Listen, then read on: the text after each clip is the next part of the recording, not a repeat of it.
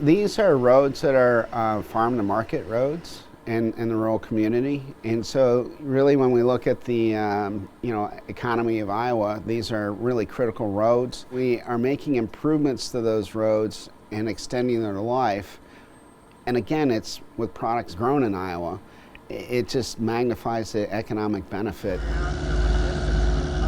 We take the soybean oil and then we put it through a partial epoxidation process, and then that enables the chemistry to interact with the asphalt. So the first thing that we do to it is basically a reaction with oxygen that makes it sticky, chemically sticky to asphalt. So once it's mixed with asphalt, it permanently becomes a part of it, and that's really why it's so effective. The fuel economy of the asphalt plant is better. Hand in hand with that is the emissions are decreased. These are materials that go in and improve the asphalt. It improves the resistance of that pavement to cracking. We can get an added 3 years of service life on the pavement.